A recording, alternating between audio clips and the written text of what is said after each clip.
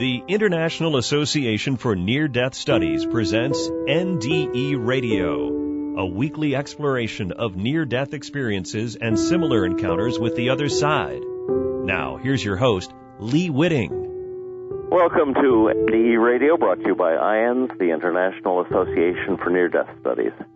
I'm your host, Lee Witting. One of the signature events ascribed to NDEs is the fact that most people return to their bodies no longer afraid of death. They've seen the other side, and what they experienced there was light and love so profound, so beautiful, that they often can't wait to go back. The problem arises when the family of the NDEer hears reports of the experience and feels hurt by the fact that their mother or father or brother or sister might be willing to leave them there, then and there, and abandon them for a love far more profound than humans could ever provide. Most NDEers reply with something like, "Well, I came back, didn't I? What more proof do you need that I love you?" Still, family members, and especially children, may detect a new, faraway glance in your eye, a wistfulness that wasn't there before. When you've experienced the reality of the light, there's really nothing to compare. I was mulling over some of these same thoughts during the Labor Day weekend IANDS conference this year held just outside Philadelphia, when I got word my sister Ann, some 4 years younger than myself, had gone into a coma and died. She'd been quite sick for a while, it's true, but during that coma time I wondered if she caught a glimpse of what lay ahead, what the possibilities were, and just decided on the lovely eternal rather than the temporal return to physical pain. And who could blame her for that? I mean, it's a choice that most of us make when death offers us the opportunity. Surveys tell us there are more than 700 NDEs in this country alone every day, and yet that number can't hold a candle to the number of people who just up and die. We often assume the person who died didn't really want to go, but how could we know?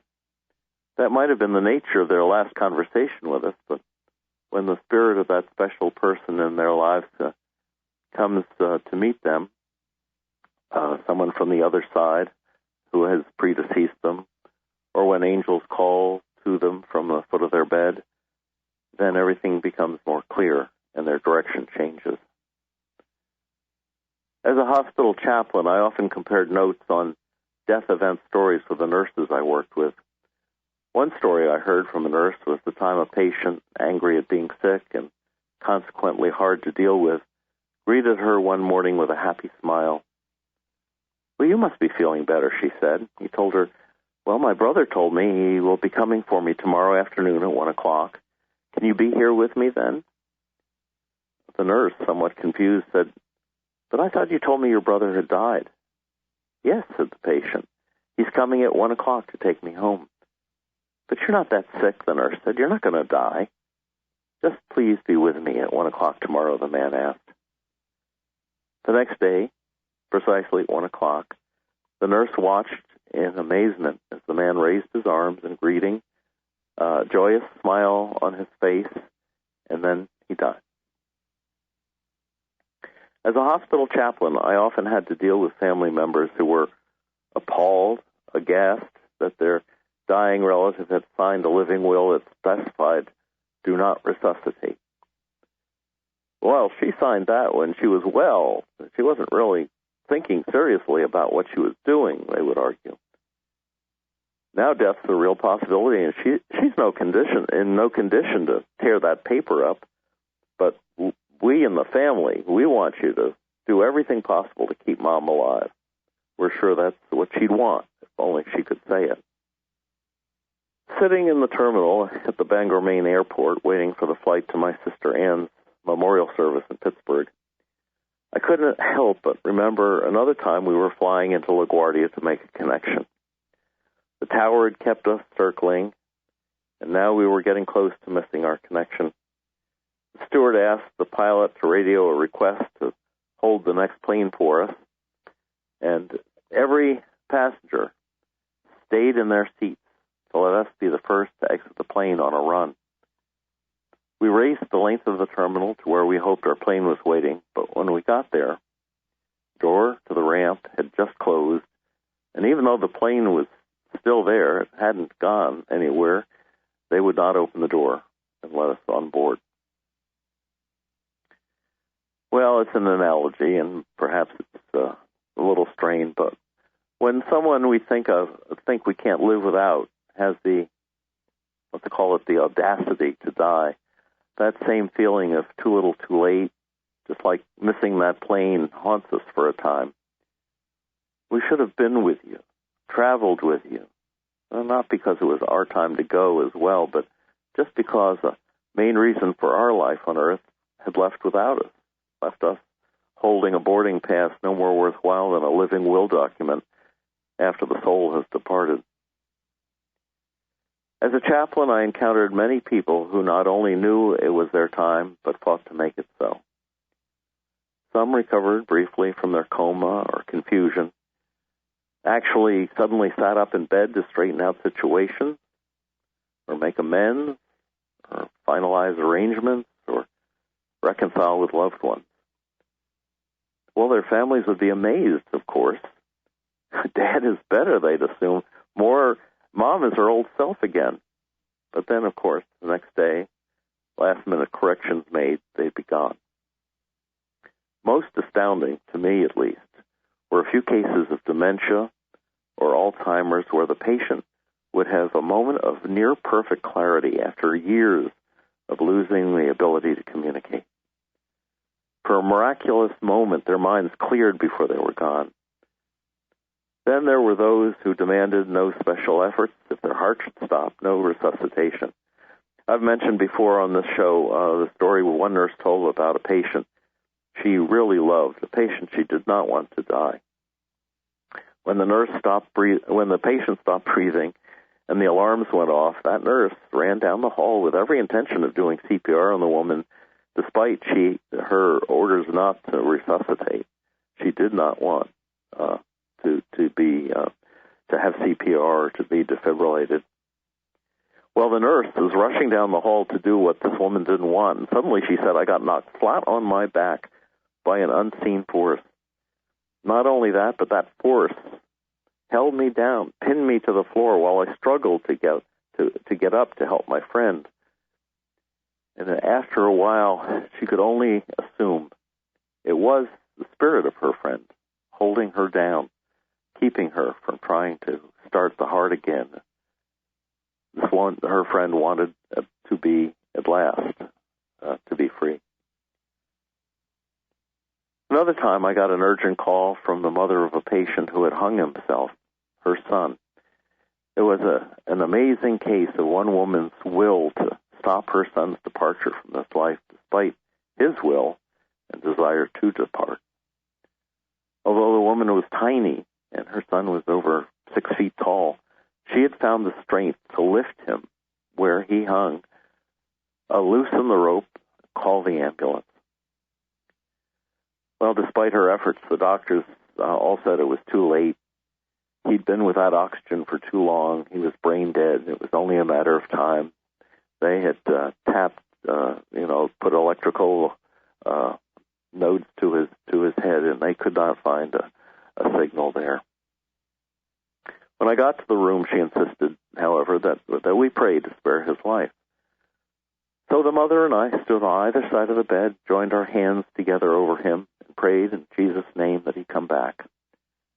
There was no immediate reaction. The docs had said there was no hope and continued to say that.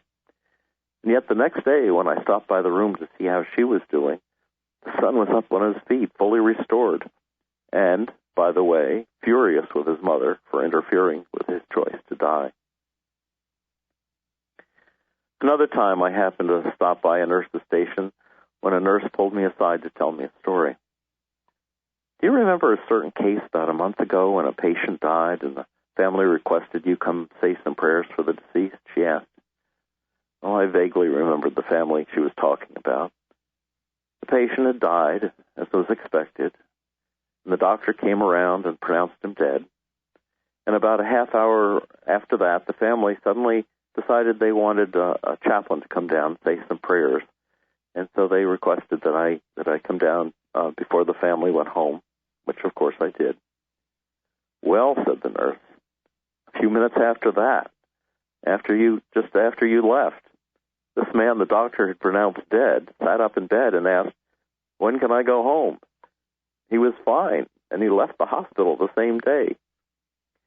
Amazing, amazing. So there's a case of someone who was not ready to die and had, on some level, been given the choice to come back, and so he took it. My sister's memorial service was wonderfully attended, not only by family, but by the dozens of friends she'd made during the course of her life. There was the high school friend who had transferred to the school and hated it until Anne had seen how unhappy she was and invited her to join the soccer team. There were friends from the thrift store where she'd volunteered, friends from the Quaker meeting who remembered her work for peace, a long process that had her joining groups and marching, picketing, and in fact took her as far as China, where they were working at a cooperative arrangement for students to go back and forth. There were those who remembered her work as a stained glass maker and the beautiful windows she had made for others. Several called her their best friend at this memorial service. Several people, in fact, one right after the other stood up and said, "Anne was my best friend." And then the next one would say, "Anne was my best friend, too." They cited the times that Anne had helped, comforted, guided them.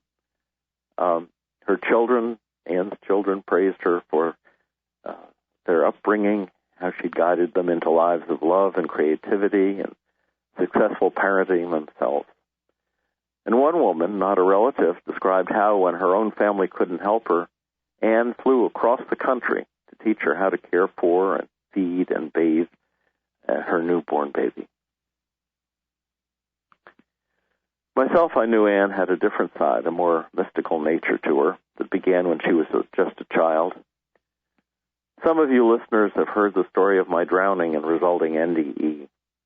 Well, at that same island location, my sister Anne saw a fairy, and the fairy saw her. I reminded her of it a few weeks before her death and asked her to tell me the story again. Well, I guess I was about 4 years old, she said, and I was playing in the grass near the footbridge to the shore.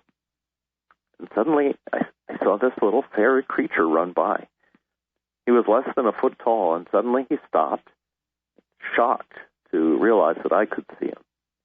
And then, frightened, he ran away before I could say a word. And Anne had other gifts, too, particularly receiving messages from the other side that she was asked to deliver to people still alive, sometimes not even people that she knew. I mentioned at the start of the show I was attending the annual IANDS conference in Philadelphia Labor Day weekend when I got the news that Anne had died. And I must say, when you get bad news like that, the best place you can be, apart from being at the bedside with the departing, is to be at a convention of NDEs. They are the perfect empathizers to talk with during such a time. All familiar with death, none of them afraid of it, and truly inspiring and empathetic in powerful ways. The following morning, there was a 7 a.m. meditation. It's going to be directed by a friend and NDEer, Peter Panagore, who's been on the show in the past, has an amazing story of his own to tell. He's done yoga for many years, and it was just a small group of us sat in silence for an hour, and I could feel the presence of Anne's spirit there with me as I sat. And after that, I wrote a poem about her, which I will read to you now, and I will explain. For Anne. Anne saw a fairy at the lake, and all her life it drew her there, to mantled owls and rug of bear, Now, the mantled owls are still there. They've been there for a long, long time, stuffed owls, from probably dating back almost to World War II. The bear skin rug is no longer there, but it was fascinating to me when I was a little child because the bear's head and the teeth were still on it. It sounds kind of gruesome, but it was fascinating to us children. To mantled owls and rug of bear, where I once drowned. And another time, Anne heard a man cry, "Help!" We saved him with our boat, and other ways kept life afloat. He was a fisherman who couldn't swim. Silly, wasn't wearing a life vest, but we saved his life. And then in Ardmore raised our kids. We shared a house in Ardmore, Pennsylvania. Kristen's, my daughter, Kristen, and Anne's middle name, Kristen, both upstairs and down. And as a Quaker seeking peace with many favors to the world, Anne brought love where she was hurled. Fox Chapel's window did inspire Anne's Tiffany's of colored glass. She did amazing colored windows. Leaded beauty to delight the flowered hill in Brackenridge where she lived. Grandchildren, too, more sparks of light, reflect in beauty part of Anne. Much light and love where'er she went, as far as China was her plan. Now, I'll stop that there. Well, in thinking about all this, I came to the conclusion that we resist returning to the undifferentiated love of the other side, that white light, that unfragmented white light, beautiful as it is, because there is the potential for differentiated love on this side of the veil. In other words, we are sometimes, as humans, caught in the middle. Undifferentiated love is full clarity. That's the white light, the full knowledge, the basis for everything is love itself. The light of light, not fragmented by the prism of our bodily existence on earth. But we are like prisms. We channel and we differentiate the white light of God's love into the reds and blues and greens and violets and so forth, the rainbow colors and that make up the life on earth. And we pick the favorite color that we want to concentrate on. We get narrowed in, give our attention to one thing or another. We spend our years doing God's work, or our own yellow or a green, perhaps of our own choosing, or the choice of others, sometimes parental influence or fate or career decisions, given our circumstances. By the way, there's an interesting story about Isaac Newton and prisms that might be interesting to share. It seems Newton was trying to discover if color was created within our eye or externally in nature. He even went so far as said that he drove a sharp instrument into his eye to see if it would generate colors in the brain. It didn't, of course. And later he discovered that a prism would break the white light of the sun into a rainbow of colors. So his question was answered. It was external to our eyes, where colors appear. Interestingly, though, he found that a second prism could not further divide a green, say, into a further subdivided colors. And I like that story because, as an analogy to our being spiritual prisms for the spiritual light, we can differentiate greens from blues and put our attention to our color of choice. We can personalize the interpretation, but we can't, like a second prism, originate a new color from it. In other words, we work with the creation, we work through the creation. We are not the creator itself. Although we love to think of ourselves that way. We differentiate light and where we shine it, but we are not the creators of it, no matter how much we want to take credit for it all. My sister Anne was into colors. Not only did she design and build some beautiful Tiffany-style stained glass windows, she also planted the hillside beneath her house with thousands of perennial flowers. The practical stuff, the vegetable garden, was at the bottom of the hill, as far as possible a walk from the kitchen when gathering veggies for dinner. The youngest son complained good-naturedly, even at the memorial service, about the distance he had to walk the garlic and the lettuces up to the house. Her memorial service was packed with people who loved Anne, and I imagine she was there still loving them, watching and waiting for the rest of us to show up on the other side to be with her again. At the service, I said a few words and then read this passage from Peter Pan. The longing to be in the world of the living can be strong, even when we know better. So here's the brief paragraph I read at the service from Peter Pan. Peter sometimes fell into sad thoughts, and then the music became sad also, the music he played on his pipe. And the reason for all this sadness was that he could not reach the gardens, though he could see them through the arch of the bridge. He knew he could never be a real human again, and scarcely wanted to be one, but oh, how he longed to play as other children play.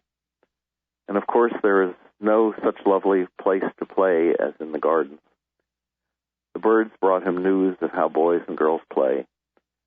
Wistful tears started in Peter's eyes.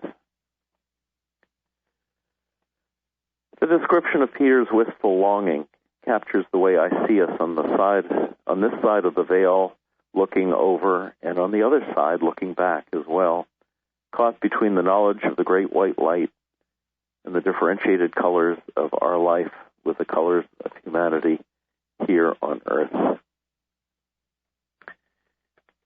And I had a prayer I wanted to say at the service, but never got to because there were so many others who needed to speak. Let me say it for you here. Oh God, we thank you for this universe, our great home, for its vastness and its riches, and for the manifoldness of the life which teems upon it, of which we are a part. We praise you for the arching sky and the blessed winds, for the driving clouds and the constellations on high. We praise you for the salt sea and the running water, for the everlasting hills, for the trees and for the grass under our feet. We thank you for our senses, by which we can see the splendor of the morning and hear the jubilant songs of love and smell the breath of springtime. Grant us, we pray thee, a heart wide open to all this joy and beauty, and save our souls from being so steeped in care or so darkened by passion that we pass heedless and unseeing, when even the thorn bush by the wayside is aflame with the glory of God. Well, it looks like we're out of time for today. If you'd like to listen to this show again or any of our past shows, just go to the past shows button at nderadio.org. For more information about IANDS, visit their website at IANDS.com. And be with us again next Monday for more NDE Radio. This is Lee Witting saying thanks for listening.